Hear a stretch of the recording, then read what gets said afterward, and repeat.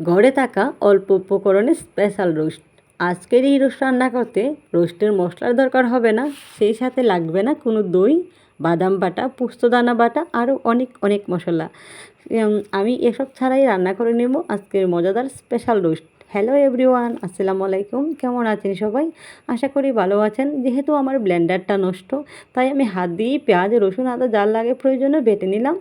তো আমি অন্য পাশে আজকে রান্না করব রোস্ট এবং পোলাও রান্না করব, সেজন্য আমি বসিয়ে দিলাম একটা কড়াই। তো কড়াইয়ে দিয়ে দিলাম অল্প পরিমাণ তেল। এখানে আমি পেঁয়াজ বেরেস্তা কেন নিব, সেজন্য আমি পেঁয়াজকে ভালো করে বেরেস্তার জন্য দিয়ে দিলাম। পেঁয়াজ বেরেস্তা হয়ে আসলে এই তেলের মধ্যেই আমি দিয়ে দিব চাল।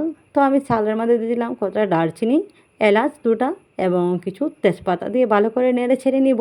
আর আমি অন্য চুলায় গরম পানি করে নিয়েছিলাম। তো চাল ভাজা হয়ে আসলে আমি এই গরম পানিটা পরিমাণ মতো দিয়ে দেবো। যেহেতু আমি পোলাও রান্না করব, বেশি দিলে হবে না, সেই জন্য আমি আন্দাজ করে পরিমাণ মতো দিয়ে দিলাম পানি। এবার আমি এইটা ঢাকনা দিয়ে রেখে দিব, অল্প আগুন করে রেখে দিব। তো আমি রেখে দিলাম। তো আমি এখানে রয়েছি রোস্টের জন্য 5-6 পিস মাংস। তো মাংসকে কাঁটা চামচ দিয়ে ভালো করে খেঁচে নিয়েছি। প্রত্যেকটা মাংস আমি আপনাদের দেখাচ্ছি। এভাবে করলে কি হয়, মশলা কষানো হলে মাংসের ভিতরে মশলা ঢুকে এবং ঝোল ঢুকে খেতে অনেক ভালো লাগে। তো আমি লবণ দিয়ে মেখে নিয়েছি। এবার আমি ভেজে নেব, 2-3 মিনিটের মতো ভেজে নিব। কারণ বেশি সময় নিয়ে ভাজলে মাংসটা শক্ত হয়ে যাবে, খেতে ভালো লাগবে না, সেজন্যে। তো আমি এই ভাজা তেলের মধ্যেই দিয়ে দিলাম দারচিনি, এলাচ, তেজপাতা, লং, গোলমরিচ দিয়ে আমি আদা বাটা, রসুন বাটা এবং দিয়ে দিলাম পেঁয়াজ দিয়ে ভালো করে কষিয়ে নিব। তো আমি অল্প করে আবার পেঁয়াজটা দিয়েছিলাম যাতে একটু ঘন হয়, সেজন্যে। তো আমি আবার ভালো করে কষিয়ে নেব। এবার ডেকে দিলাম। ডেকে দেওয়ার পর বারবার নেড়ে ছেড়ে দিচ্ছিলাম। তো আমি এখানে ভেজে রাখা মাংস দিয়ে দিব। এখানে আমার 6 পিস মাংস আছে। তো ভালো করে কষিয়ে নিব। এখানে আমি আরও মশলা অ্যাড করেছিলাম। এটা হচ্ছে হলুদ, অল্প একটু মরিচ, ধনিয়া এবং জিরা। তো আপনারা তাই দিতে করে কষিয়ে নিয়েছি।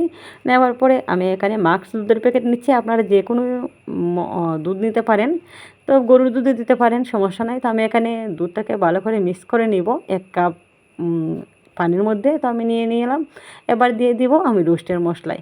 আসলে এটা সম্পূর্ণ ঘরোয়া আর আমি নিজের মতো করে বানিয়েছি। জানি না আপনারা কে কীভাবে করেন, দেখতে পারেন কে এইভাবে অনেক ভালো লাগবে। কারণ সম্পূর্ণ ঘরোয়াভাবে কোনো রোস্টের মশলার দরকার হয় না, এক্সট্রা কোনো মশলা তো লাগে। এবার ঈদে এইভাবে ট্রাই করে দেখতে পারেন। আর যদি আমার ভিডিওটা ভালো লাগে অবশ্যই লাইক, কমেন্ট এবং শেয়ার করে দেবেন। কোনো ধরনের কিনা মশলা ছাড়াই আপনি ঘরে বসে স্পেশাল রোস্টটা তৈরি করতে পারেন। তো এতক্ষণ ধরে আমার ভিডিওটা দেখার জন্য আপনাকে জানাচ্ছি অনেক অনেক ধন্যবাদ। তো আমার সঙ্গে থাকবেন সব সময়। আর আমার পোলাও রান্নাটা হয়ে গেছে, সবাই দোয়া করবেন। আসসালামু আলাইকুম।